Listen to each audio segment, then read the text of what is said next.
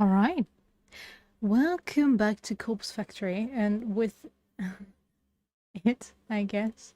Welcome back to me still not being sure if I want to finish this game. But maybe today's stream will get me where I need to be to finish this game. It's not that I don't want to play it at all. It's just more like I still am not attached enough to the characters to want to know what happens to them. And hey, I like going through a story from the bad, evil person's side as much as the next girl, but I don't know. So far, I'm definitely not hooked enough. I'm gonna give it this stream, maybe tomorrow's stream as well. And then from the playtime, we're about a third through. And based on that, I'm gonna make my judgment if I'm gonna continue this game or not. So yeah, let's hop right in and get the party started, shall we? Tomoe's brazen drawl snaps me out of my dead-eyed stare. Looks like you've been sleeping in the sewer. It suits you. Kochiraku-san? I don't know what she's talking about. I can't really focus on what she's saying. I realize I've been staring at my computer screen for about 20 minutes, rarely blinking. My mouth is dry, as though I've stopped producing saliva altogether. A dull throb in my lap causes me to close one leg over the other in an attempt to get comfortable. You know, I'm talking here. It's rude to ignore your superior. I swallow in an attempt to moisten my parched throat before speaking in a cracked voice. Do you need something? Thought you should know that Shinya and I are gonna hit the town on Friday night. Turns out he's fancied me for a while now. And you're here to rub it in? Ah, such lovely co-workers and people in general in this game. In the end, seems like the better gal won, don't you think? Sure. Seems that way. Is that all? I can tell Tomoe is trying to get under my skin, but I'm honestly not in the mood to deal with it right now. I thought you'd be more torn up about it. Why should she be? She literally... Didn't she? No, I'm thinking, but I think she literally told you that she's not interested in Shinya. Okay, could have been a front and all, but... I don't care in the slightest. Why don't you go sit back at your desk? Whatever. Hey, maybe I'll meet you after work again. Why? So you can attack me again? I realized my voice was louder than intended. A few people nearby tilt their head quizzically. Tomoe takes a cautious step back. Keep your voice down, psycho. Stuff like that's between me and you. Girl, you committed assault. You can call yourself lucky that she did not call the police and get you arrested, or at least made you pay a fine. And if the assault would be made public, it would be you losing your job, not... I keep forgetting her name. Nadako? You assaulted Noriko? me. I should report you to the police. Yes, you should, and please do. Don't you dare! Lost for words, Tomoe turns tail and walks away. I sigh and lean back in my office chair. Why do I feel so exhausted? My mind flickers, piecing together fragments of memory from the bathroom a short while ago. That's right. I let myself get carried away in the exhilaration of my success. I temporarily stepped away from my own body and let my basest instincts take over. but I'm in control now. I'm myself again. I'm Noriko, stoic and unflinching. I'm Corpse Girl, successful and feared. I can kill people as easily as I can manipulate a photo. People like Tomoe should be scared of me. People like Tomoe should mess with me. I'm in control now. Okay. Somebody else getting school shooter vibes from her? Okay. Climbing the steps to my apartment is always such a chore. I wish I'd moved into a building with an elevator, but I simply couldn't afford to when I first moved out on my own last year. These old apartment buildings creak and groan when you ascend the stairs. On top of that, you can hear the bustling of other people within their tiny homes as you progress up each floor. There's always a slight whiff of mold or mildew, whatever that is, whenever I ascend the stairs. I want to chalk it up to the fact the building is so old, but it is possible. Some of the residents here don't keep their apartments very clean. At the very least, this neighborhood is decent. I feel safe in my home, even if it is small and crammed. My neighborhoods are respectful, from what I can tell. Not that I really know them at all. In fact, the only neighbors I have regular contact with are the very same ones I leech Wi-Fi from. Some middle-aged, divorced guy named Kenji, who lives on the floor below me, and his daughter Momo. Kenji's a decent enough guy. He works overnight, which unfortunately means Momo's left home alone a lot in the evenings. Momo's a sweet girl, perhaps 6 or 7 years old. Occasionally I hear her singing drift up into my apartment, but it doesn't bother me too much. She's just a kid. It's the very same Kenji and Momo that I bumped into when I'm climbing the stairs this evening. Oh, good evening. You don't like her, do you? Hello. We're just on our way to get some dinner. Isn't that right, Momo? Yes. That sounds nice. I hope you have a good meal. Thank you. Say, are you feeling okay? You look like you've been in some trouble. Twitch is acting up again, great. There's dirt or something all over that side of your face. I tilt my head and reach a hand to my cheek. Sure enough, dry mug has blended into my makeup and caked over my face. It seems like my eyeliner has smeared as well. Is this from when I fell in the bathroom? Damn it, have I looked like this all day? Oh, right. And nobody told you? Okay, Tomoe kinda did, but didn't Shinya No, he talked to you before. Huh. I try to make up some lies so Kenji doesn't worry about me. I actually fell asleep on the train home, and I guess the seats were kinda dirty. Is that so? You should wash your face and do your makeup again. I can help if you like.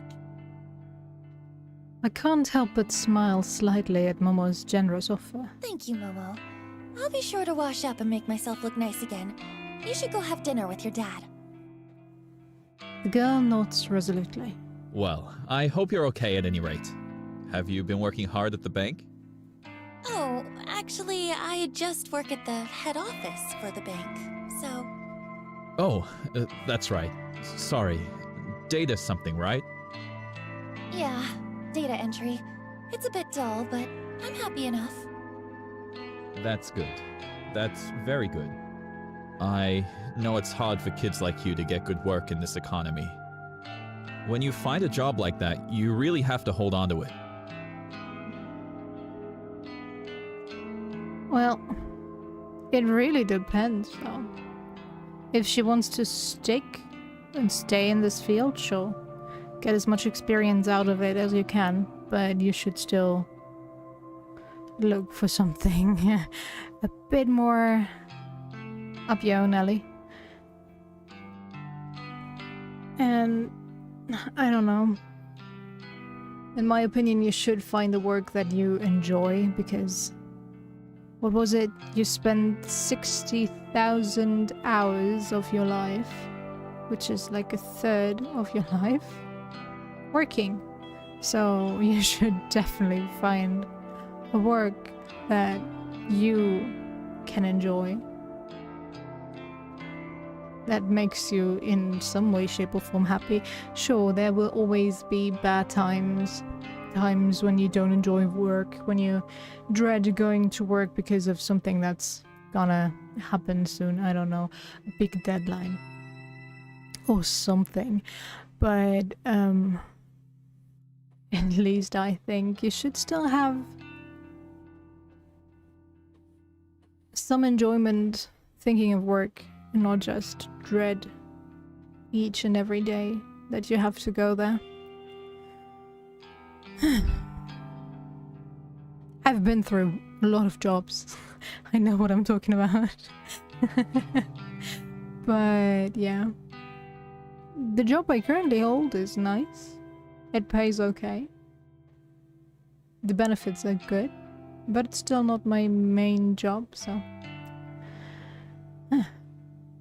I should get done with my uni stuff, finally. And then look for what I really want to do. But yeah, so far, I'm enjoying myself. With what little I earn. When I was your age, I could only find cleaning work. I must have had a dozen different janitorial jobs. Before I met Momo's mother. I blink a couple of times. It's not like I talk to this guy often. Really, we hardly know each other. Sorry. Still, I've never heard him actually mention Momo's mother before. Most of the things I know about him, I've just pieced together from context. Mom? Of course, things are different now. I have Momo, and her mother isn't around anymore. Cleaning work doesn't cut it these days. I was really lucky to get into security. It means I can work overnight while Momo sleeps, and I can still take her to school every day. Security. Of course, now I remember. He did mention when we first met that he does what he does for a living. If memory serves, he works for a private security company. I assume he guards corporate offices or parking lots, something like that. Anyway, what was I saying? Oh, yeah. Hold on to a job if you like it. That's very important. That's true. That's true. And if it pays well, all the better. But all the same, if the job you love can't feed you enough, and you need to take up multiple jobs,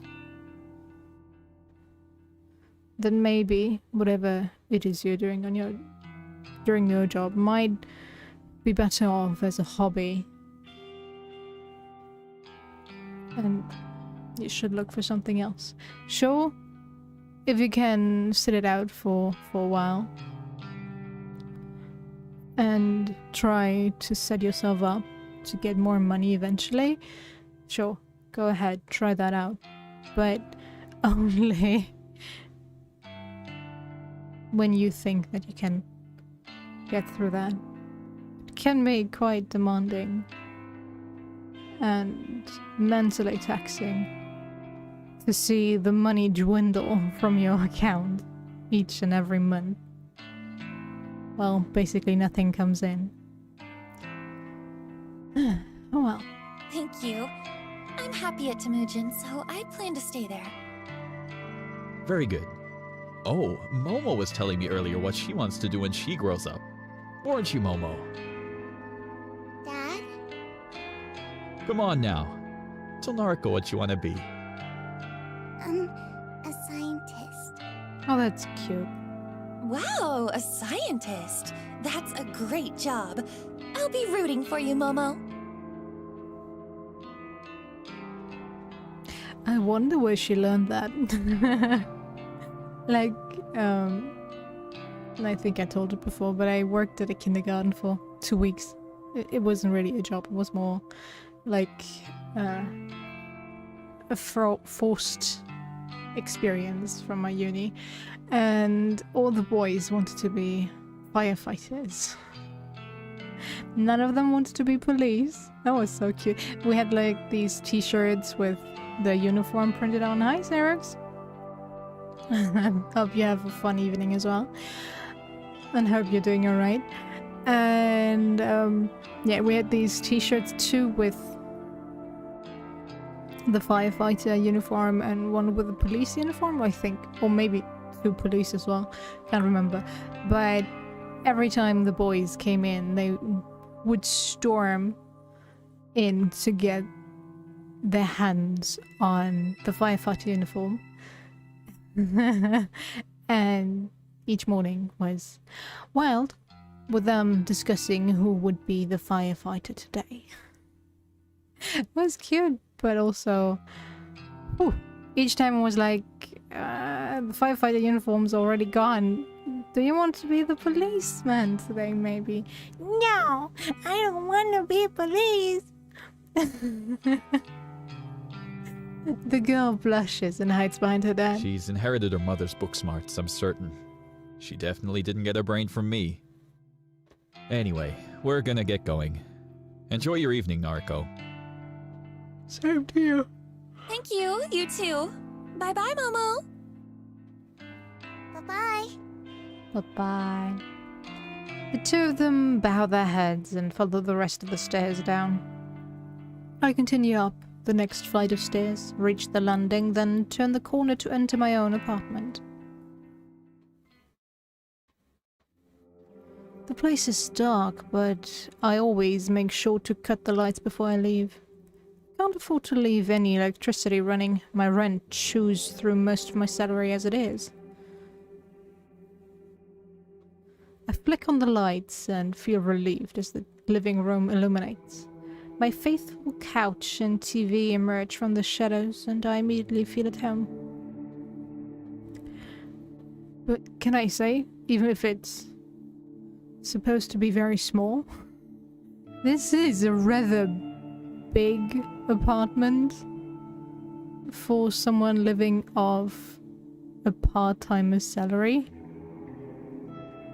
And apparently she lives in Tokyo, where notoriously the rents are high.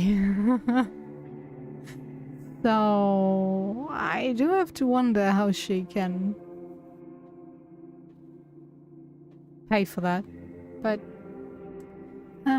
it's also it's the same with American TV families that are supposed to be broke, and they live in like the fanciest and biggest apartment you can find.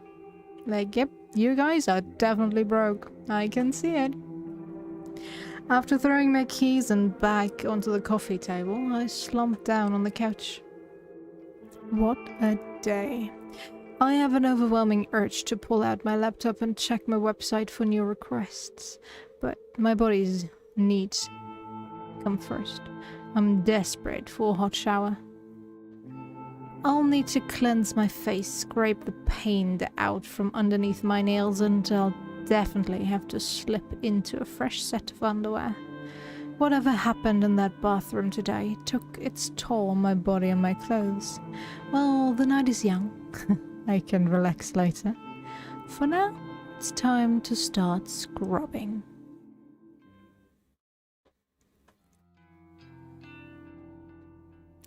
May 28th, Thursday morning. The convenience store is a little more crowded than usual. The mundane chatter of business people, students and workers buzzes in the air like a swarm of relentless flies. Throughout the drone of mingled conversations, I happen to catch a few interesting words here and there. Have you seen that one website?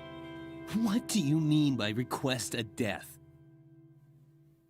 My lips curl into half smile, half snarl. Since he always cheats, I thought I might upload his photo. And you think Corpse Girl really exists? To hear so many people talking about Corpse Girl's website is enough to make my nerves tingle. However, I know they're not talking about it because of Akane Tsurumaki's death. As far as I can tell, her death was reported to the news as a suspicious case. The only source of information I could locate was her obituary. And that didn't mention anything about foul play, so there's no way anyone could know that Corpse Girl was involved. People are talking about the website in the same way they always have. Like it's just an interesting topic of conversation, an icebreaker, one of those things you tell your friends to entertain them. And therein is my issue with the website as a topic of conversation. It's just an urban legend, a point of discussion that inevitably fizzles out and is forgotten. People talk about it. People visit the website out of curiosity, but very few people take action and request a death. That is a bit extreme, girl.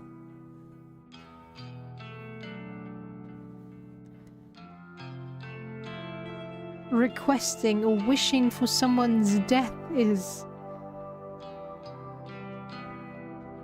definitely something that would build up over years. A hatred that needs to build up over years. And yes, I can understand that in this fast-living society that people might be more tempted to choose the quick way out. Or out of the misery. But I don't know. I would still think that maybe they would request someone out of curiosity or something. Or they would upload a picture of someone, maybe a celebrity, and just use a random person's phone number that they came across. Stuff like this. I would think that, yeah, there are definitely people out there that would try it for fun, but not because they want to request someone's death, especially on a website that just looks sketchy as all heck. But oh well. I'm kind of irritated that these bottles are all over the place, not stacked together, and the price tags are also all over the place. Yeah. I want to sort these. That's the part that annoys me. If people don't actively participate, how can I prove myself to the world? How can Corpse Girl claim her victims if there are no victims to be claimed? As long as the website is simply a talking point, a myth, an icebreaker, then Corpse Girl's ambitions will remain unfulfilled. What is your ambition? To make as many fake corpses as possible? To be fair, I haven't yet provided a compelling reason for people to take the website seriously. The death toll is humiliatingly low. I need to ramp it up and step up my game for Corpse Girl's sake. Until I manage to do that, people will continue to simply discuss the website in hushed tones like it's some taboo fantasy that shouldn't be spoken of. But with some more time and some more victims, soon everyone will know to fear Corpse Girl.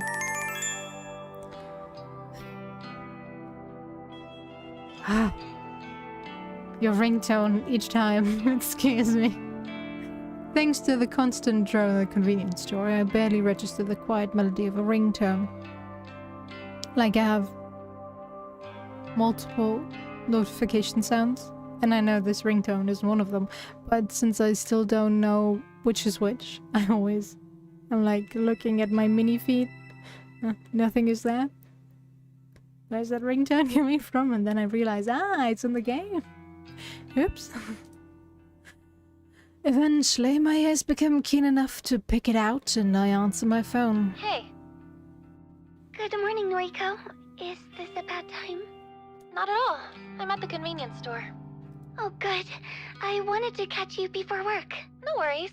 I actually meant to call you yesterday, but the day got away from me. That's okay. I wanted to ask if you spoke to Shinya yet? I sure did. Guess what? What? You start work on Monday. You'll be doing data entry with me. We might even get to sit near each other. Oh my gosh. Really? Are you telling the truth? Of course. When have I ever lied to you? Oh, Noriko. I'm so excited. Thank you. Thank you so much.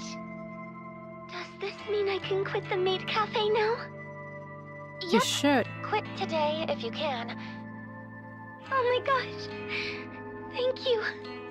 Thank you. Aoi, are you crying? I'm so happy. Making Aoi so overwhelmingly happy feels really good. I care so much for this girl. Her happiness is vital to me. I owe you so much. And Shinya too. I know. I'll buy him a gift to give him on my first day. Do you think he'll like that? Sure thing. Yeah, I'm sure he will. That's a great idea, Aoi. What does he like?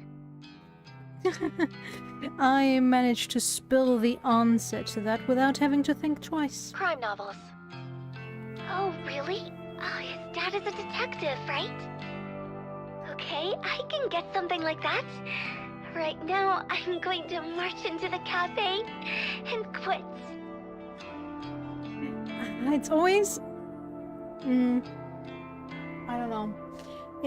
I know it's the thought that counts, but with books, even if it's within a certain genre that he basically reads everything, it can be quite hard to pinpoint something that he hasn't read. Or, on the other hand, it could be from an author that he absolutely hates. On the other hand, it could also be someone he loves but didn't get around to buy the book of yet. But I don't know. When it comes to books, as someone that has read a lot back in the day, I would say I would prefer a coupon for me to buy myself the book that I want, instead of having someone just give me a book in the overall category that I enjoy. Like back in the day, high fantasy was my preferred genre. Currently, couldn't say. It's a mixture of isekai, romance, action, fantasy as well, but isekai is basically fantasy, so yeah. It's a very wild mixture. Sometimes I prefer to read my romance only stuff, and sometimes I want more action. Currently, I'm definitely more in the action phase, but I do read some romance novels as well. But yeah. Just give me a coupon, or give me the money. And then I'm gonna be happy with whatever. You tell him. Good luck, kid. Okay. Bye, Noriko. Bye, Aoi. The call ends and I smile. Aoi sounded so happy. I'm really glad that I could help her out. She deserves to be happy. I barely have time to select a can of coffee from the line of refrigerated shelves before my phone rings yet again. Huh? Aoi? Sorry to call again, Noriko. I just, something was bugging me. What's up? Did I, this is going to sound stupid. Did I thank you for getting me the job? Oh, yeah, you did. A few times, I think. Okay, phew. I just wanted to check. It was bothering me, and I didn't want to come off as ungrateful, so... That's fine. You know what? Just to make sure. Thank you, Noriko. Okay, I'm going now, really. Bye-bye. Bye, Aoi. The call ends and my brow furrows. That was strange, but maybe not so strange for Aoi. I guess she really wanted to be polite. I shrug it off and return to selecting my coffee for the day. Oh. Oh. Oh. Okay, we shall continue.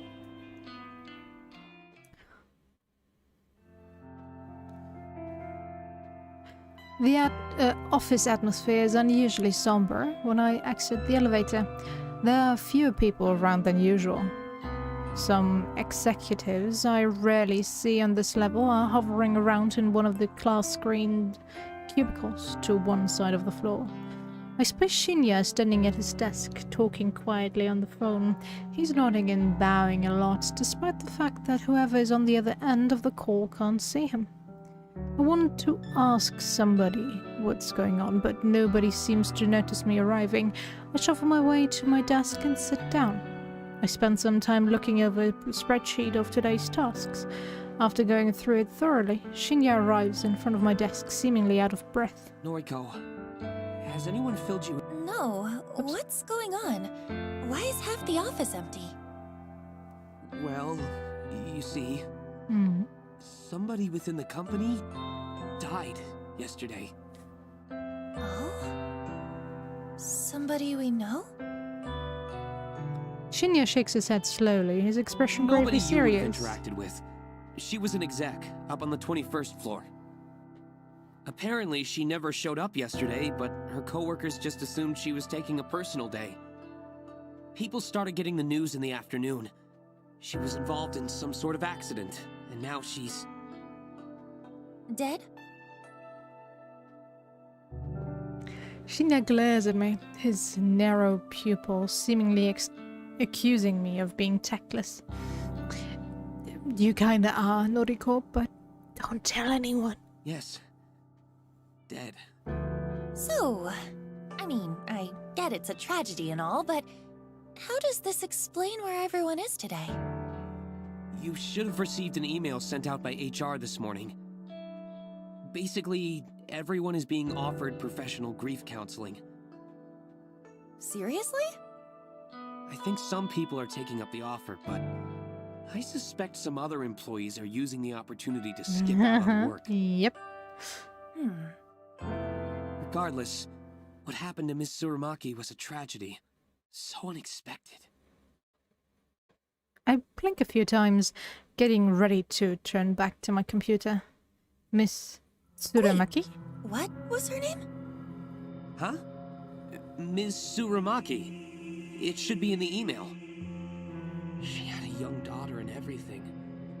It's really sad. Akane Tsurumaki. Though I've never met her before, her face appears in my mind with startling clarity. Self-asphyxiation. An accident. She worked here? Can scarcely believe it. It's true that this is a massive company with thousands of employees Japan-wide, but still, for her to work in the very same building as me, it's too coincidental.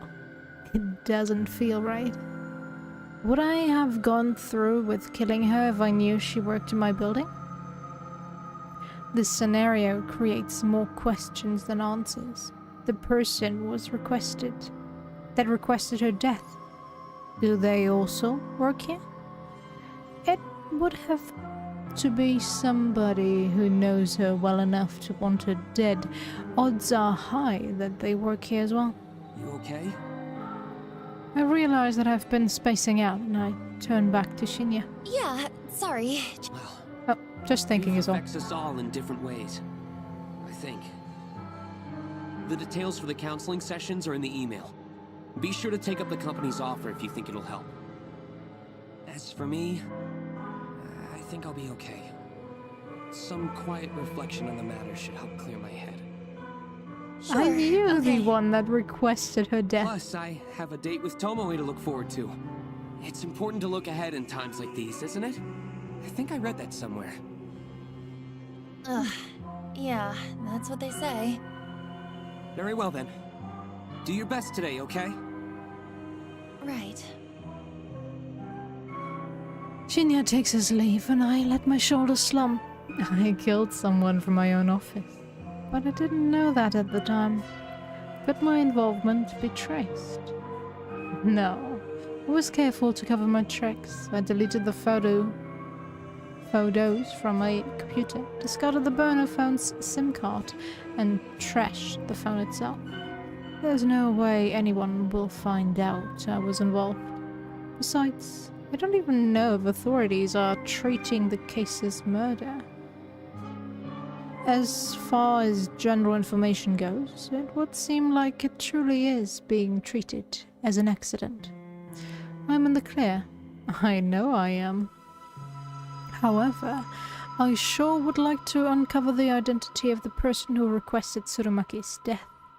The thought that it could be someone I work with makes me way too curious.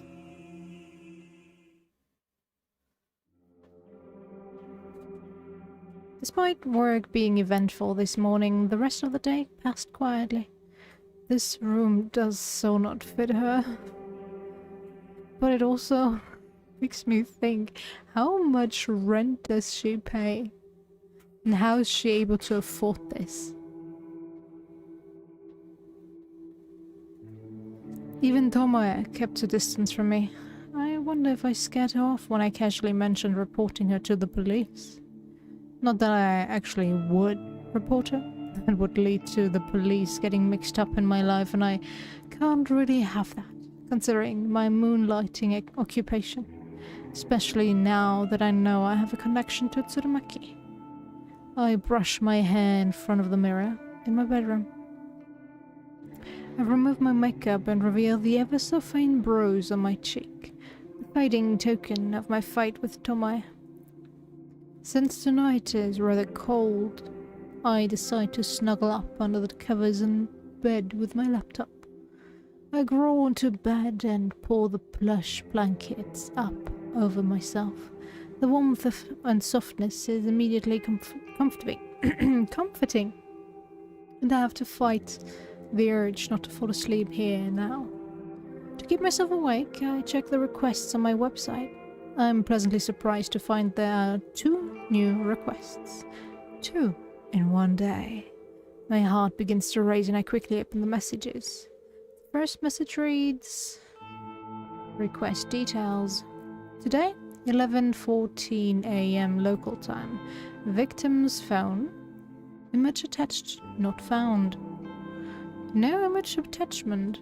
What? I thought I figured the website to reject requests.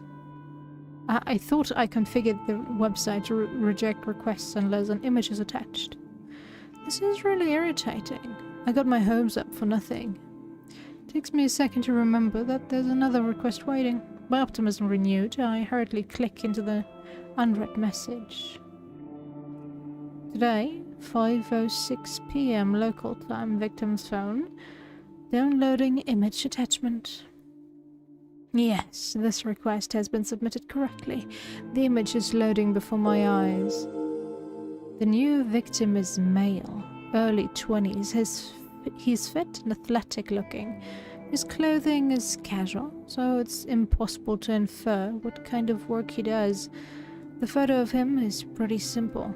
I don't know if he uses it for his noise profile or if it's an ID photo of some sort. Either way, he looks like a happy person. I'm not so naive to pretend I can't guess at the reason this guy is wanted dead. Perhaps an ex has submitted his details after a bad breakup, or a jealous sibling wants him out of the picture. People's motivations are purely selfish. Requesting the death of somebody is guaranteed to be motivated by self-interest. So why did somebody want Tsurumaki dead? She was so plain-looking, so uninteresting. She didn't look like she was capable of even thinking about wronging somebody. Did somebody want revenge on her? Or did someone simply find her so dull that the thought of removing her from the planet seemed appealing? I interrupted my own thoughts and returned to the task at hand. Dwelling on a past victim won't do me any good if I want to continue my streak of success. This new guy is attractive. It's almost a shame to have to chop him up. Well, we all get what's coming to us. No sense in trying to avoid scarring a pretty face. Beauty is superficial, anyway. I know that as well as anyone. No one deserves to be spared just because they're good looking. Beautiful people should suffer as much as anyone else. Beautiful people do suffer as much as anyone else. Take eeeh, for example. She is gorgeous, absolutely stunning and definitely my type, but she suffers endlessly at the hand of cruel stalkers and patrons. Everyone suffers, beautiful or not. We all cop the crap we're dealt. So why fuss over a beautiful corpse? This guy, eeeh, or even Tomoe on a good day. Beautiful people die the same way as the average person. The guy on my computer screen probably doesn't really deserve to die. I'm sure there's some petty reason his death has been requested, but I take all requests seriously.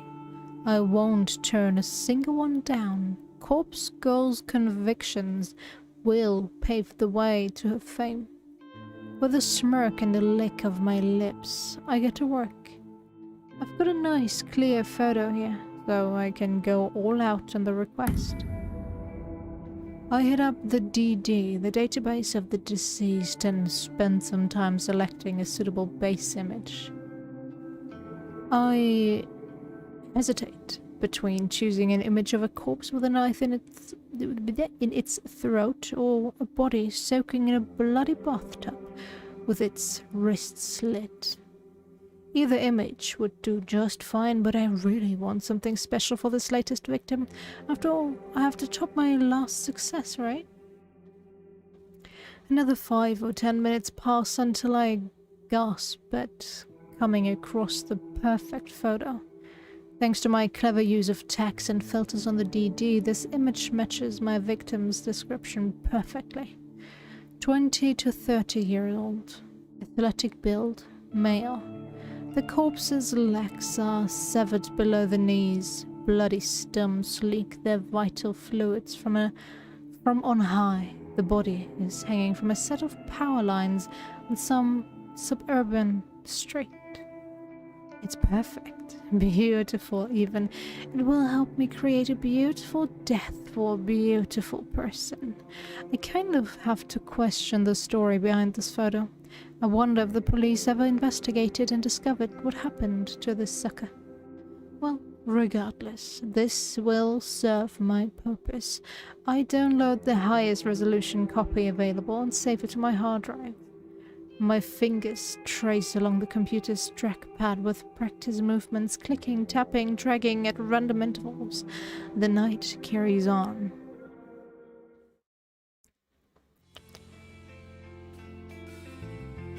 May 29th, Friday morning. My walk through the train station this morning is confident, cocky, self-assured.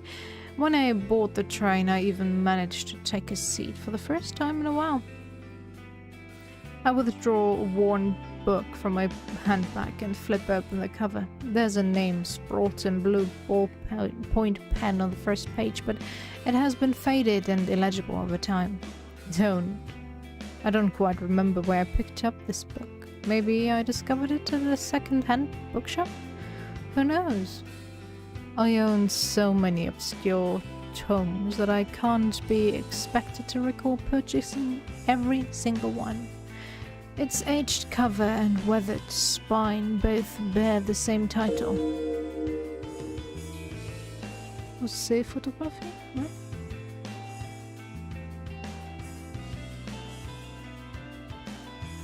Horse, spouse.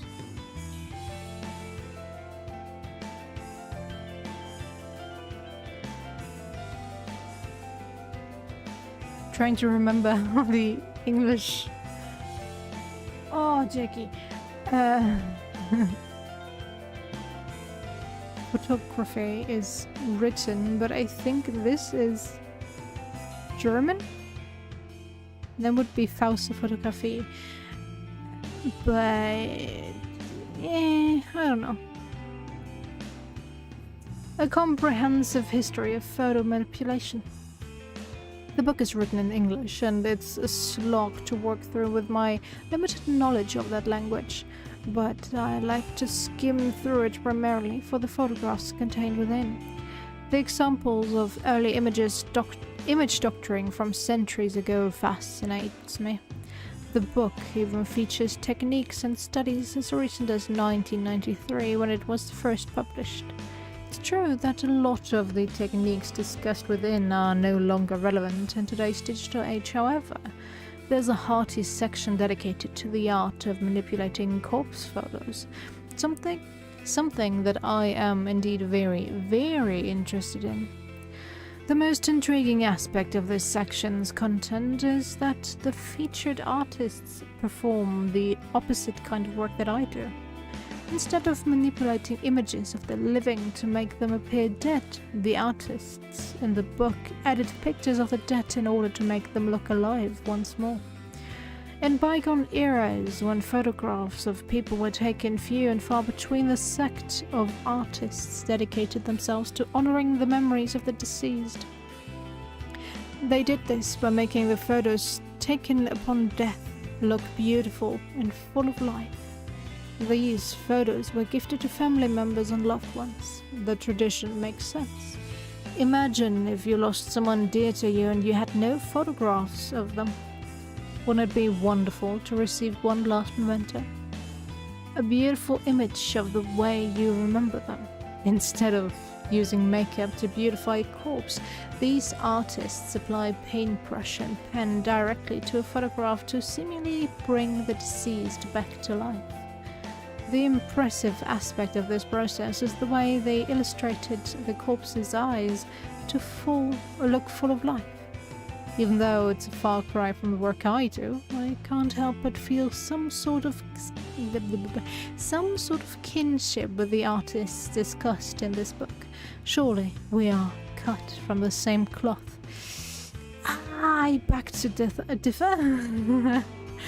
Browsing through the images in this book inspires me to work hard at my own photo editing. Many of the pictures are in black and white, but to me that only drives home how impressive these old techniques were. I finished flipping through a chapter and closed the book. I hold the tattered tome close to my chest and breathe a sigh of satisfaction. The next station is Shinjuku. The doors on the right side will open. Please change here for the Chuo line, the Shonan Shinjuku line, the Saikyo line. I quickly stuff the book into my handbag and get ready to disembark the train.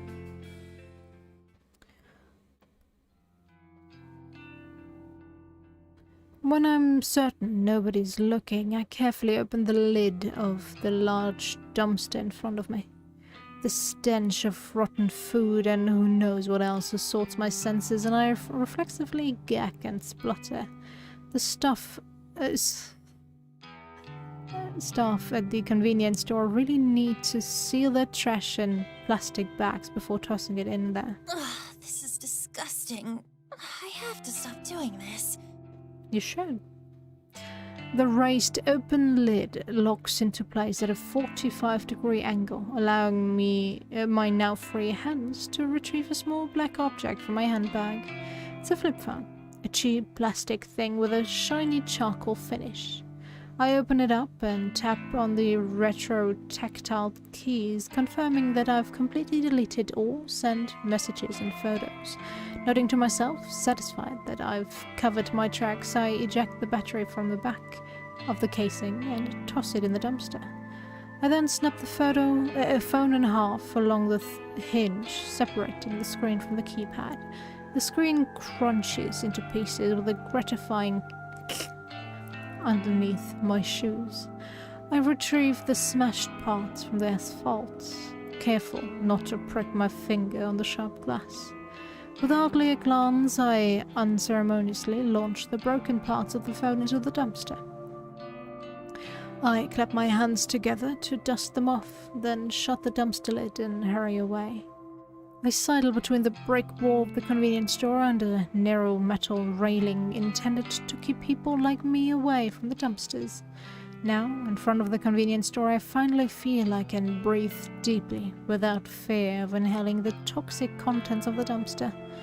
I let my lungs take their fill before nonchalantly crossing the street. That takes care of my latest burner phone.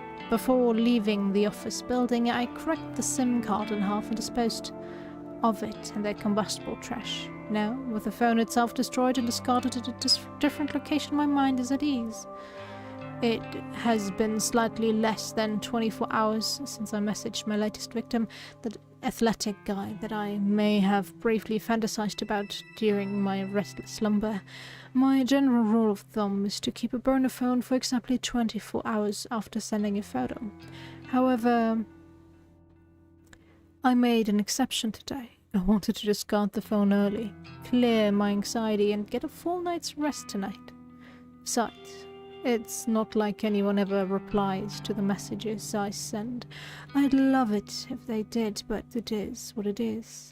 So really, there's no point holding onto the evidence of my wrongdoing for longer than necessary. If memory serves, I wrote tomorrow's date on the latest victim's timestamp, May 30th, 10:31 a.m. The victim may decide to kill himself today, of course.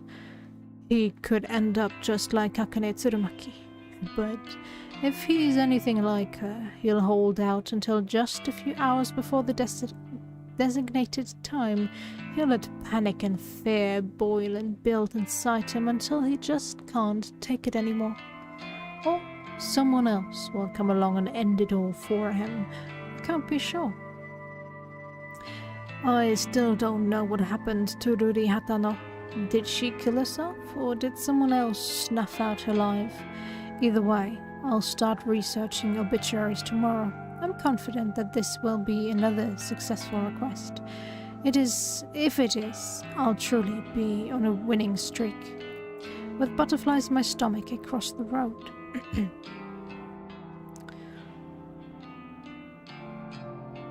My route home, I usually like to trek through the small park close to my apartment, provided the weather is decent.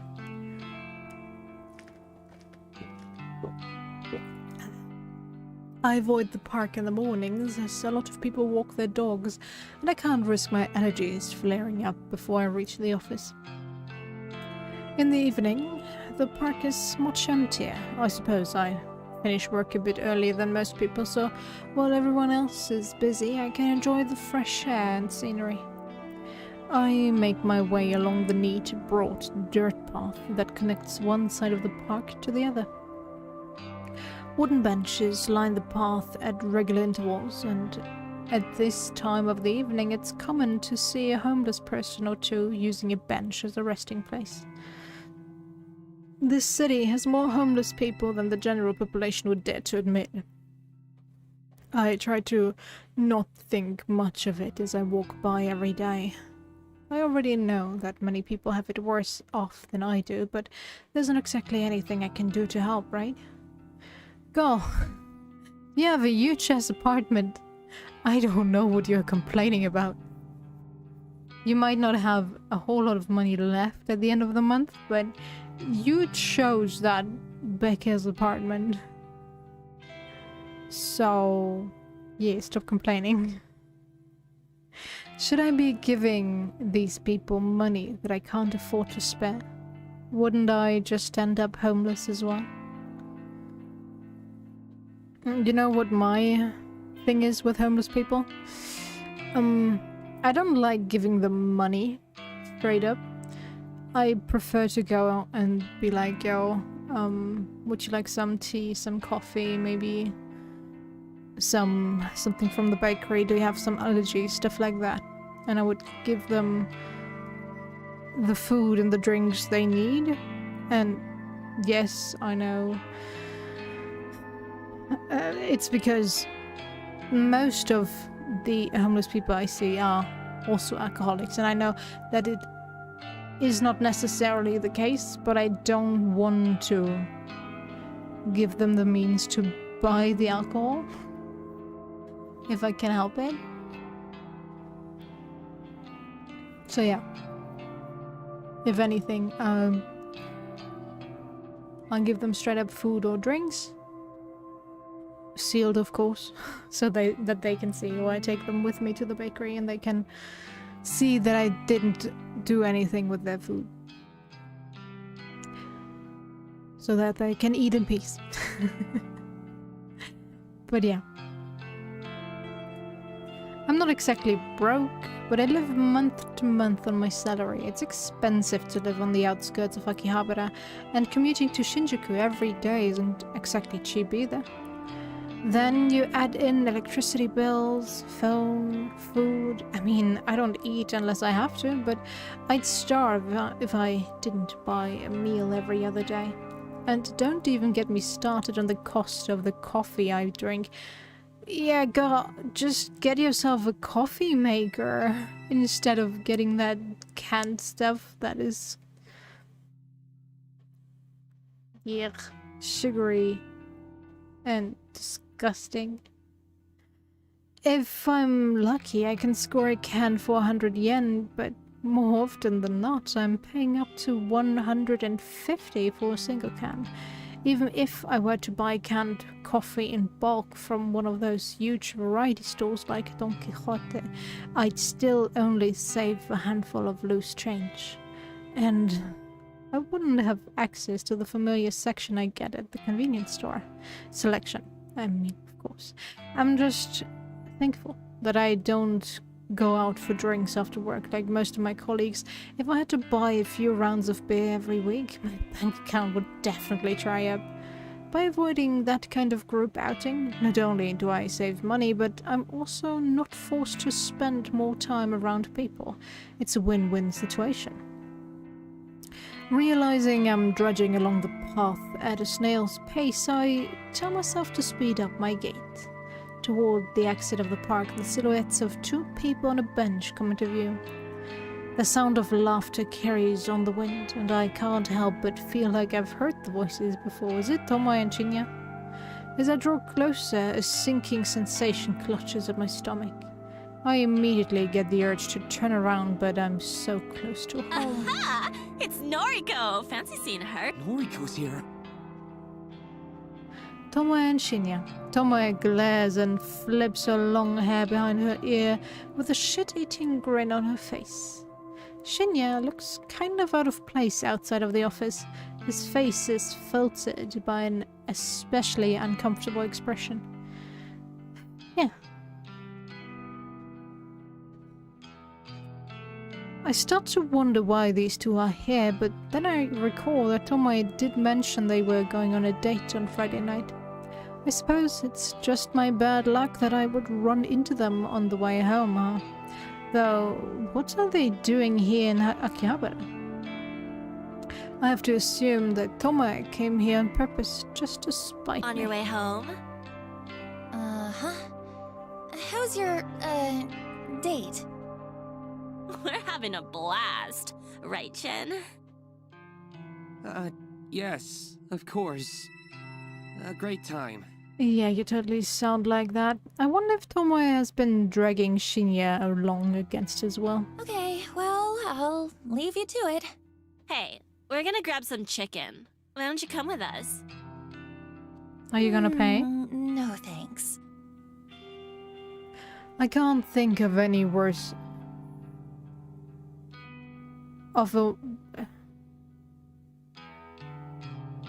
Can't think of any worse way. I can't think of a worse way to spend an evening than eating with Tomoe. Please come with us, Noriko. They have nothing to talk about, huh? Shinya has a dejected look on his face. It's pitiful, but he brought this date on himself. Why should I have to bail him out? Sorry, I've got things to do tonight. Are you sure you're not just avoiding eating? Afraid to gain a bit of fat? I honestly don't know what to say to that. Say, Shin, you ever seen Noriko eat anything? True that. Well, now that you mention it, she never seems to eat at the office. I eat at home, if that's okay with you. It's not completely a lie. Sometimes I eat at home, sometimes I don't eat at all. Come on, come get some chicken with us. You can throw it back up or whatever afterwards if it makes you feel better. She's starting to get on my nerves, I swear. She tries to identify my flaws and insecurities just so she can rub them in my face. Tomoe, you're not being very nice to Noriko. Aren't you two supposed to be friends? Didn't we tell you that we are not friends? Shinya, are you even listening to anything Noriko says? We're besties. Besties talk shit to each other, right, Noriko? Right. Right. Fascinating. Anyway, I'm going now. See you on Monday. Okay, see you then. Buzzkill. She's such a drag. I let Tomoe's words hang in the air as I walk past her. I'm pretty annoyed that she dragged Shinya all the way here just to taunt me. Is this her idea of a good date? Does she care about Shinya at all, or is this whole thing just to annoy me? Tomoe dating Shinya doesn't even get under my skin. I don't have feelings for him at all. What does get on my nerves is simply the fact that Tomoe is trying so hard to get on my nerves. Why is that getting on your nerves, though? What does her trying to get you riled up? Oh well. Of course, it wouldn't be fair if I could carry on my way home without one final interruption. Tomoe calls out to me again. Your friend Aoi is gonna start work with us on Monday, yeah? Oh, fun! I can't wait to meet a friend of Noriko's. I grimace. I suppose Shinya told her about that. I turned back to face them both. Don't even think about messing with Aoi. That girl has dealt with enough crap at her last job. Oh, has she? Maybe big, strong Noriko can protect her now. I'd do anything for her. She's my best friend. If you had any friends of your own, you'd understand what that feels like. Well, I got plenty of friends. And only some of them are sluts like you. Yeah. I'm going. I finally managed to disengage from the conversation, even with Tomoe's mocking laugh piercing the air.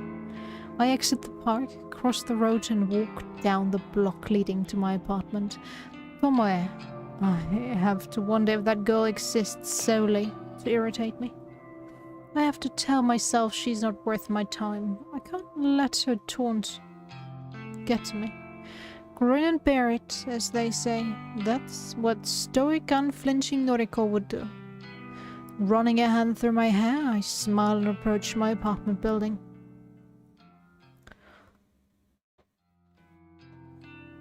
Why are we in the library? May 30th, Saturday afternoon. I spent all morning trying unsuccessfully to calm my nerves.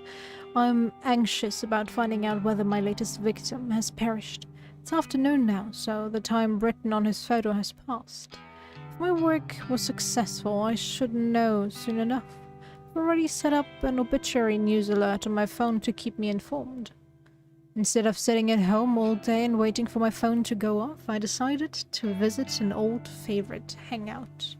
Public libraries don't get the credit they deserve in this age. They're quiet, calm, soothing. I can sit here for hours for free and just get lost in different worlds. Plus, they always carry works by my favorite authors. Sometimes the librarians are even kind enough to recommend titles that might fit my tastes. I don't feel judged here. Nobody looks at me and mocks my clothing or my makeup. Nobody looks at me and asks if I've had enough to eat lately. Nobody makes fun of me. that lonely girl in the corner reading Lovecraft and calmly stroking her hair. Every so often I put my book aside and check my phone out of habit. Still, no alerts. Have I miscalculated something? Did my latest photo not look convincing or damning enough to inspire suicide or murder? I find myself growing increasingly anxious and impatient. Cthulhu, huh? You a Lovecraft nerd? Isn't that the guy from the cover? Kojiro, are you the one I'm looking for? I blink twice and look up at the strange man standing over me. Huh? Sus, didn't mean to interrupt. Notice you're reading Lovecraft. Huh, in Japanese too. What's so weird about that? Didn't know this book had been translated. Ah, because of that, okay. Yeah. My English isn't great, so I read the translated versions. That's mad. Do they translate esoteric names? Can't imagine Cthulhu being easy to write in kanji. Well, it's written in katakana, so... Yeah, I imagine it course. would be. Kojiro. The man extends a hand that I can't tell if he wants me to shake it or pass him my book. What? I'm Kojiro. You? Noriko. Kurosawa. Nice. Just Kojiro for me. No last name. Call me Koji. You don't have a last name? Used to. Lost it. Fire, you know. I'm just Kojiro now. This guy is weird. His clothes smell like they've been stashed in the back of a closet for a decade or two. His face is unshaven, and his eyes are scarily clear and focused, despite being masked by a pair of thick glasses. Didn't mean to keep you. Saz again. I'm looking for Nobel Sinclair. He around here? I mean, I don't know. Who? Writer guy? Did that book about befriending the dead? The librarian told me to check these shelves. Sorry, I don't really know. No worries. I'll find him. You know, you look like the type who'd enjoy his books. Not to judge you by your cover. Need a strong stomach, though. Messed up shit. As much as I hate to admit it, this stranger has captured my interest. How messed up are we talking? Well, his first book describes dressing up corpses, taking them to dinner. Goal is to not get caught out. Mad, right? Like something out of that American movie, Weekend with Bernard? Or something like that. Second book goes nuts. Main character fills the school classroom with all dressed up as students, runs lectures and records them, puts them online. Best part? No one can figure out if these books are fiction. Internet says Nobel Sinclair actually did these things. Says he's doing time now, writing these books as a confession. Interesting. Right? It's deranged. Makes for a good bedtime reading. Huh. You a noise? Well, of course you are. Yeah. You? Yeah, at Koji Koji. Add me if you like. We can talk shop. I'm gonna find Nobel. Wish me luck. And without so much as a glance back at me, the man walks away. I try to return to my reading, but that whole conversation just replays back in my head. What a bizarre encounter. Maybe I'll just head home for today. Being here has helped me calm down, but I am still eagerly anticipating the fate of my victim. Besides, I have to admit that I'm growing a little bit hungry. Maybe onigiri, a rice ball from the convenience store, will tide me over until tomorrow.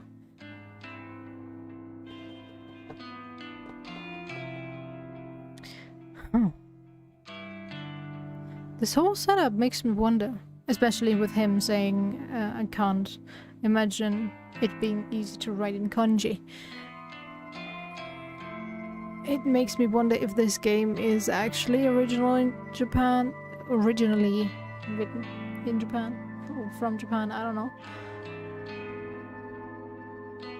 It should be obvious that it would be written in katakana and not kanji. But I don't know. Who am I to judge? Did I read that already? Oh yeah. The onigiri. Alright. I gather my things and stand up, letting out a little hoo as I stretch my muscles. Oh, that was the alert from the obituary side, right? As I head towards the sliding doors to leave the library, a little alert sounds from my phone.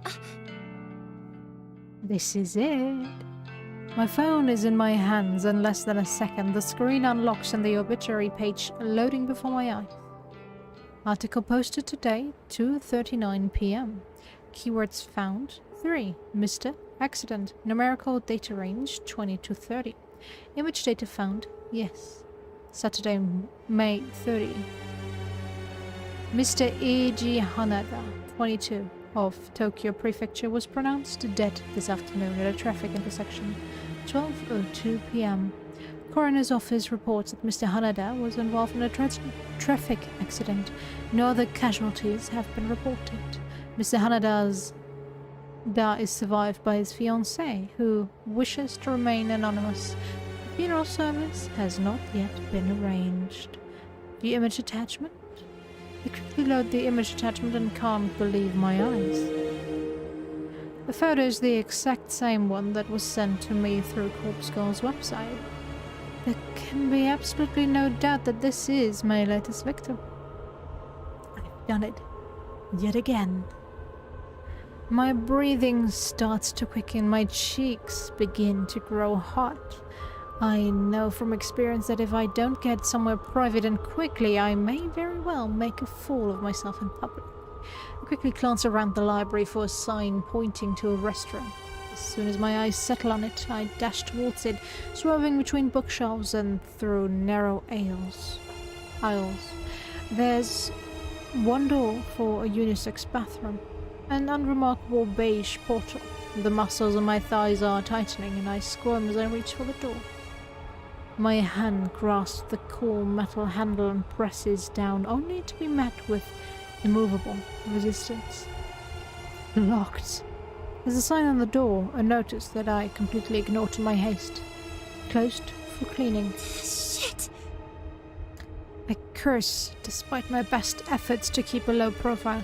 Why did you check it if you knew what was gonna happen? Girl, use your brain. My head turns frantically, looking for somewhere, anywhere that I can sit down and remain out of sight while my body reacts erratically to my latest success. Oh, you busted? This guy again. I need to use the restroom. I hope he can't tell that the expression on my face is not one of desperation to use the facilities. On it. To my surprise, Kojiro strides up to the restroom door and begins to slam his fists against Hey, it. cleaning time is over. Get out of there. I hear a panicked yelp from within. Kojiro's commanding voice was more than a little intimidating. Within seconds, a terrified old woman emerges. She wheels her cleaning trolley around us, bows quickly and disappears from sight. All yours. About to hold it. Thanks.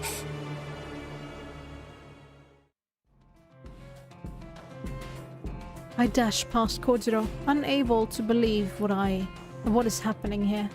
I slam the door behind me and slip into a cubicle. As soon as I sit atop the toilet's closed lid, my legs begin to shake uncontrollably and I have to lean backwards to steady myself. Eiji Hanada is dead, killed in a traffic accident. That could mean anything, but I'm willing to bet that I caused his death.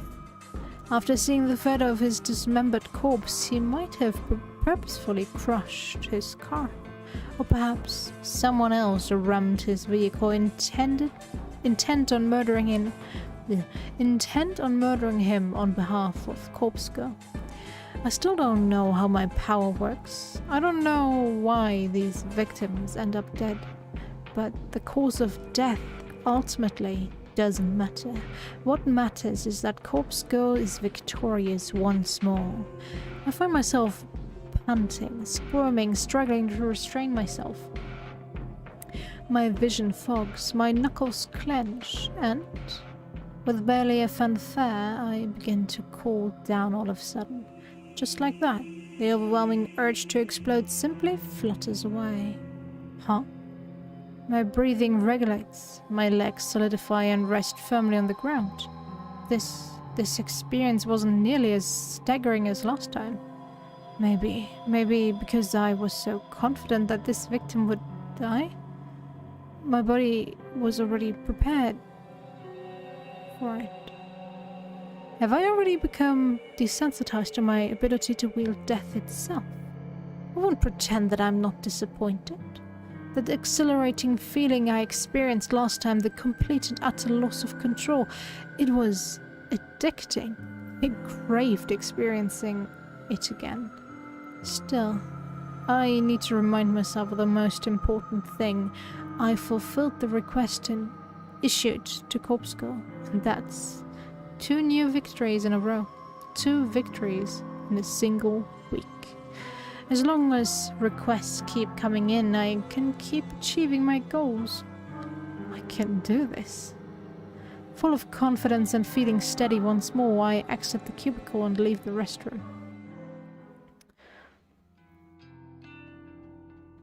That strange man, Kojiro, is waiting for me at the end of an aisle. Good? Yeah. Hey, thanks for... you know... I really needed the bathroom. Course. Been there.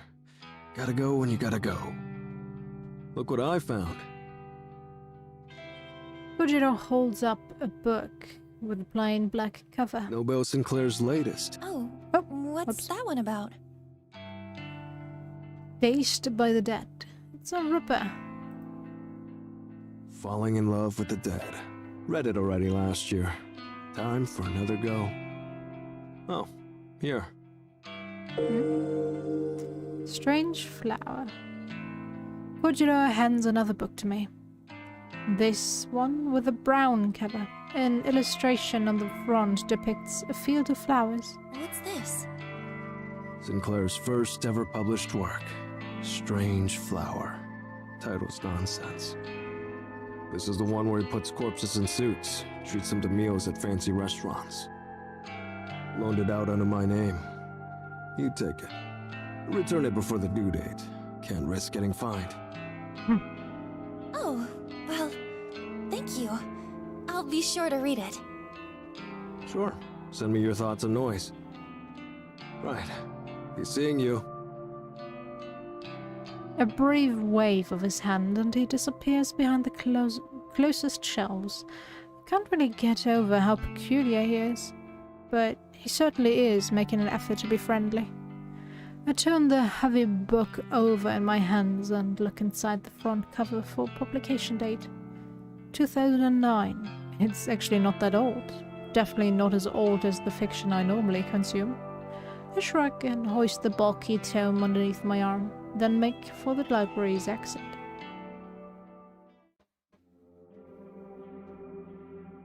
I feel uncommonly hungry on my way home, so much so that I decide to stop by a restaurant and get some dinner. I wonder if killing stirs my appetite. I often pass this establishment when I exit the train station in Akihabara. It's an old venue that serves traditional Japanese food as well as popular Western dishes. I was about to say this looks more like a Western restaurant than a traditional Japanese one, but you never know, after all. I always have to think about these gaudy Greek restaurants we have around my area. where you have like these golden statues of random gods and the blue decorative pattern, stuff like that. To say that I've always been curious about eating here would be accurate. I've been working hard lately, achieving my goals.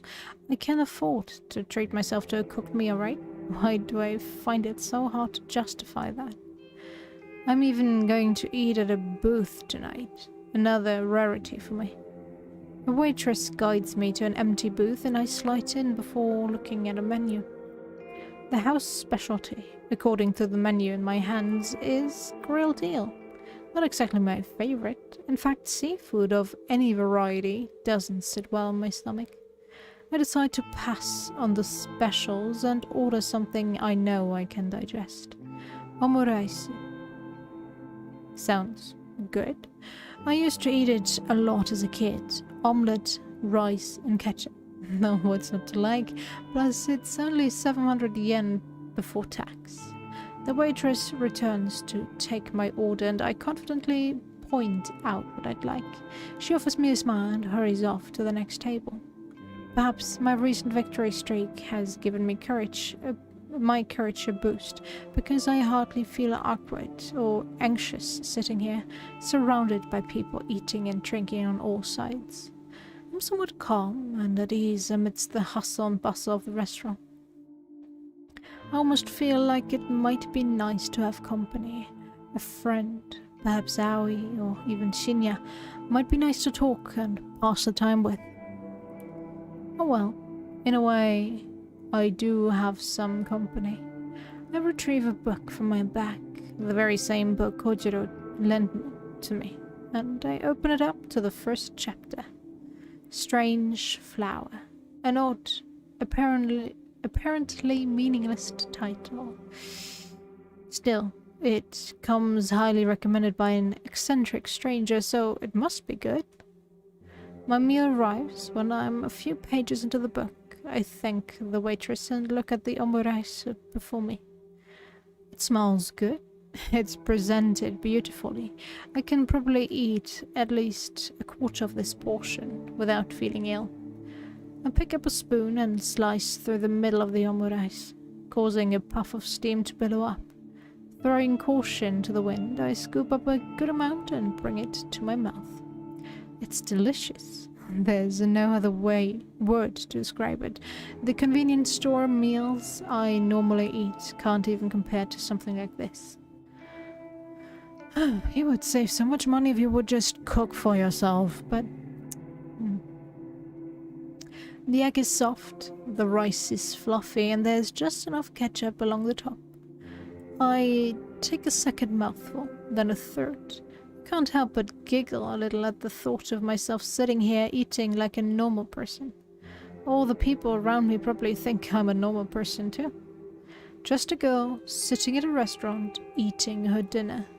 Another quiet giggle escapes my lips and I gently dab my mouth with a napkin.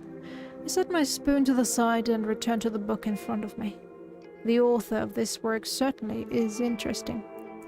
Nobel Sinclair. According to the bio inside the front cover, he moved to Japan from overseas at a young age. The book was written originally in Japanese. It's not a translation, but even so, the writing style is quite unusual. I can't quite put my finger on what is strange about it. Maybe it's the lack of complex kanji used throughout.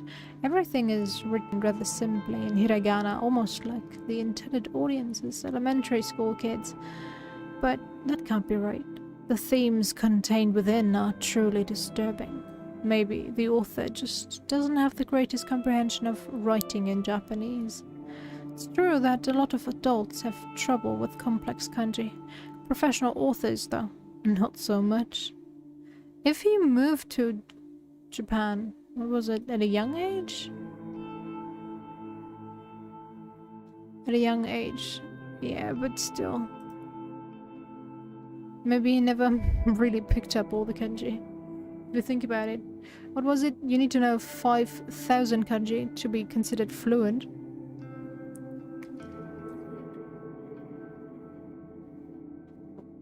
but they're like 10 to 20,000 kanji out there, even though they're mostly combinations of the former.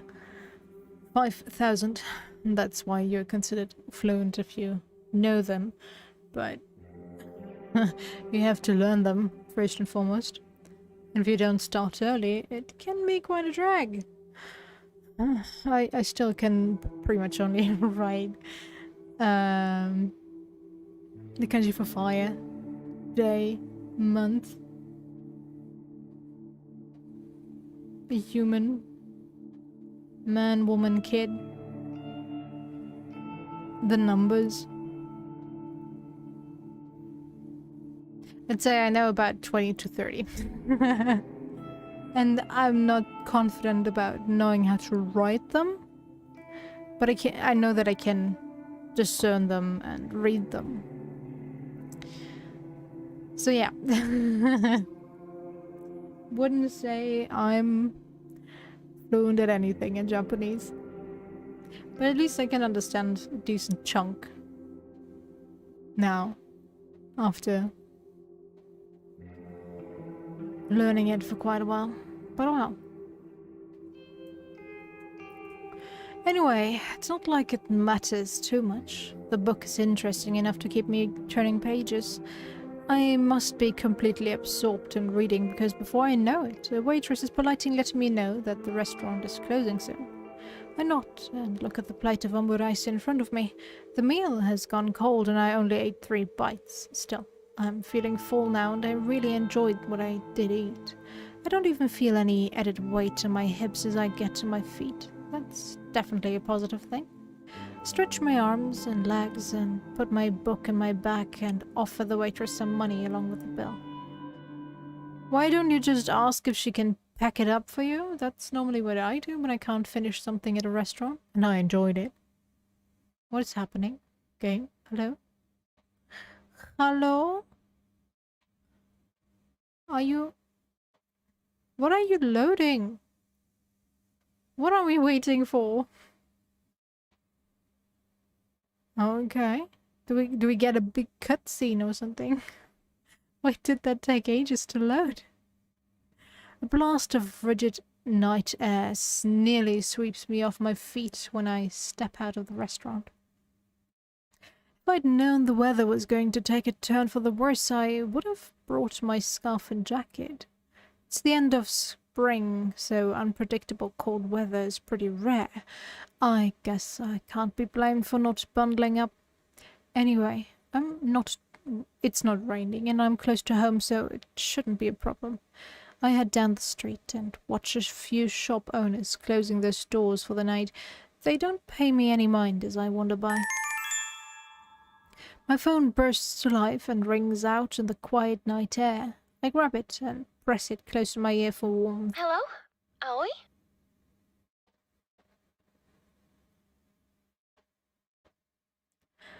Sure not. Hi, Alexander. How you doing? It is also quite dark. I'll be honest. I'm not sure if I'm gonna continue. Or finish it, I should say. The overall setup is interesting, but I don't like any of the characters so far. Noriko? Hello? Is this a bad time? Why is she in her maid cafe outfit, I'm gonna guess? No, I'm just walking home. You're out at this time of night? That's not like you. I stopped somewhere to eat. Other than my voice dying because You of stopped to having eat? to read so much, I'm doing alright. And, well, suffering from the Say, heat, but About the new job. that's normal, what is I it? guess. I spoke to the manager at the maid cafe, but he said I can't quit. What? He said that? Oh, well, it's not up to him. You have every right to quit. Did you tell him you've landed a new job? Yes, I told him. But he said he spent so much time and money training me that if I quit now, he'll treat it as stealing from the company and he'll call the police. What the hell? What? That doesn't even make any sense. You should make him call the police and get this sorted out. What the hell? What kind of company is like, yo, well, I invested money in you, now you can't quit? What? It doesn't even make sense just because of training. That is part of the job, part of being told how to do your job. So, what? Well, I see now why she can't tell her manager that she's being groped by a regular customer. Great job. Great company you work there. What a load of crap! Hang on. Are you at the cafe now? Yes, I just finished my shift. We're closing up. I'll be right there. I'm only a minute away anyway. I'm going to give your manager a piece of my mind. No, Noriko, you can't. Yes, she can and she Just should. watch me. I'll be right there. I am the call despite Aoi's objections. I can't believe how furious I am. Aoi finally has an escape route from that god-awful job and now the manager won't let her quit? That has to be illegal. It is illegal. I don't see a workaround there. That is illegal. I've never met a manager, but I can just imagine his type. A self-important, wretched, greedy pig thinks he's the king of the world because he runs a shady maid cafe in the back streets. Well, I won't stand for it. People like him are the ones that should be reported to Corpse Girl's website. I'd love to target victims like that. I change directions and take up a running pace.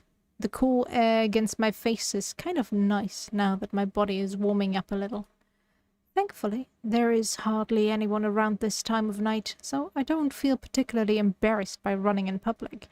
I'm not a terribly fit person, so it isn't long before I feel out of breath. I come to a stop at the end of the street, heaving and clutching my chest. Okay. I'm okay. Deep breaths. After taking a moment to collect myself, I start back up, walking briskly this time. I can see the maid cafe illuminated sign ahead of me. I approach the entrance and read the neon board. Chateau de Cristal. Welcome home, master. Drinks from just 400 yen. Table charge 500 yen per person. Open till 10 p.m. every night. I pass the sign and reach for the door handle, just as somebody hurriedly throws the door open and emerges. Noriko? Aoi, told you I'd be here. I'm really glad to see you. You should. Aoi gives me a brief wave. She fidgets nervously and straightens the ruffles on her dress. I can't believe you have to wear this ridiculous outfit. Same. Yeah, but the costume isn't the worst part of the job. I can imagine. I know. Listen, is your manager still here? Aoi hesitates, then shakes her head sadly. You just missed him. There are only a few girls inside closing up. I kinda doubt that, but I don't know. Damn it. Ugh, I really wanted to give him a piece of my mind. Noriko, it's fine. I can continue working here. It's not so bad. Hell no! Don't even pretend it's okay! This place is torturing you! You have that customer that always gropes you, and now your manager is controlling you? I won't stand for it, and you shouldn't either! But what can I do? I'm honestly stumped by the question. In all my hasteness to get here, I never even thought through a plan for Aoi. Yeah? Damn. That heartbreaking expression on her face. I just want to grab her, hug her, tell her everything is going to be okay. So, why can't I? Aoi. Hmm? I know you don't feel like it, but you're the strongest girl I know. All the shit you've dealt with over the years, all the shit you're still dealing with. You're brave, whether you know it or not. My issues pale in comparison to yours, but you still get up each and every day and do your best. I'm proud of you, and I want to make things easier for you. Come work with me at Temujin. Just leave this place behind. Forget all about it. Noriko. You're my best friend. You always will be. Even if we can't be anything more than that, I'm happy just having you in my life. I'd do anything for you, Aoi. I hope you realize that. Of course. I know. Thank you, Noriko. Let's get out of here. It's really late. Come back to my place. You know I can't. All my things are at home, and I need to check everything first. Otherwise... I nod calmly. I understand. I can't push her too much. Don't worry. I get it. And the thing is, I can't just run away from this place. That Why not? stalking customer, he knows where I live, and, well, if I stop showing up to work, he said he'll visit me at home. Why don't we go to the police? I can't do that! Why not? Without warning, Aoi bursts into tears, just as rain begins to spill from the clouds. I can't get him in trouble. I just can't.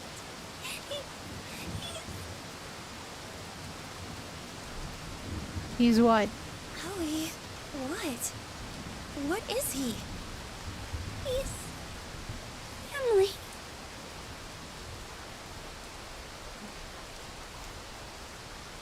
Wow.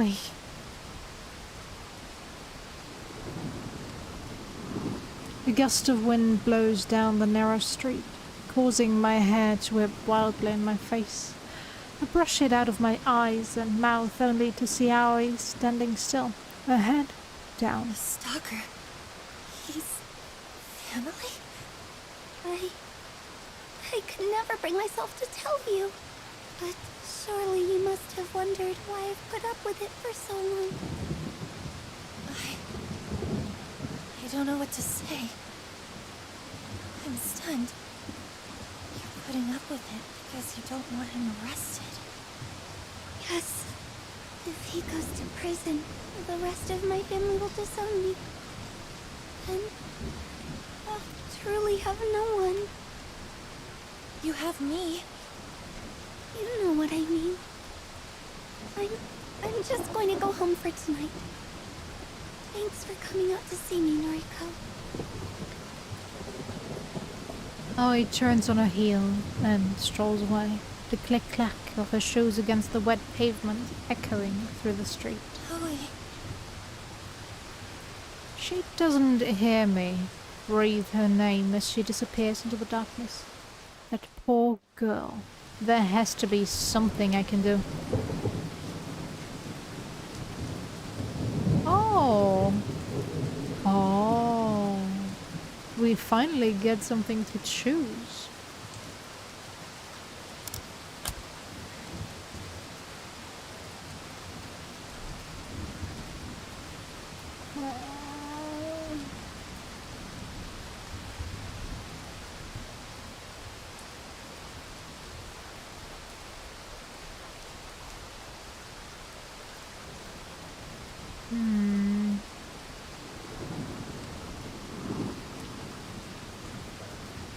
I don't know.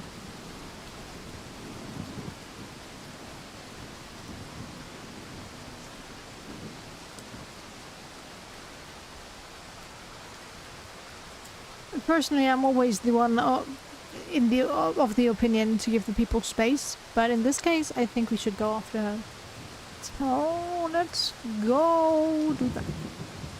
I can't let her go. I can't let her just walk away as sad and helpless as she is. My legs lurch forward of their own volition, propelling my body through the rain-soaked street. Owie! Owie, come back! My shout echoes in the night, my weightless words falling through the air like the very rain that patters against my face. Awie's silhouette is just out of reach. If only my weak body could pick up its pace, I might be able to reach her before she fades away. No. Her unexpected command fulfills its purpose.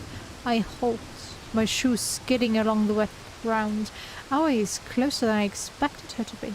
Perhaps due to some trick of the light and rain, she simply seemed further away to my tired eyes. Owie, please, let me help you. There's nothing to be done. Why can't you take a hint? You just never give up, do you?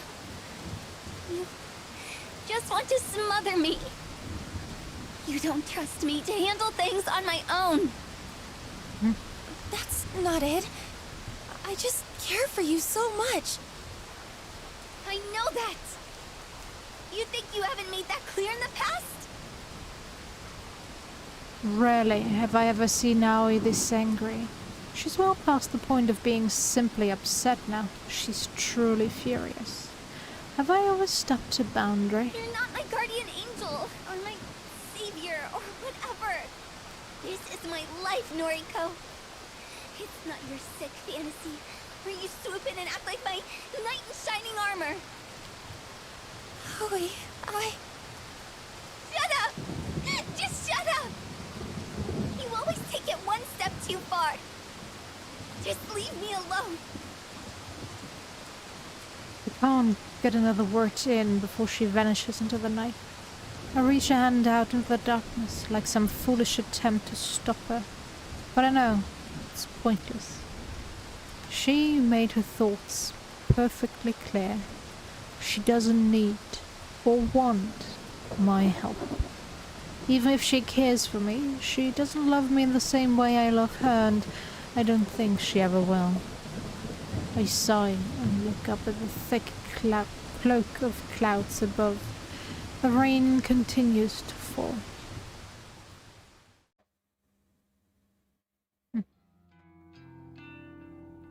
Okay. May 31st, Sunday afternoon. I think this is well ended. My voice is dying already. So, as good a time as any. Yes, it's fine. To just be like, yeah, I think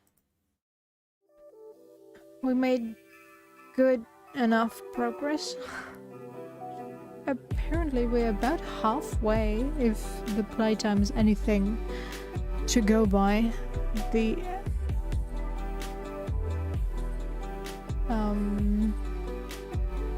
general playtime is around 12 hours. So I wonder, I do have to wonder if we're actually halfway through or if I'm just taking my sweetest time, and I'm gonna guess that I'm taking my sweetest time, so it's probably more so 15 hours for me, so we're a third of the way done. And I have to be honest, it still hasn't catched me. I don't know.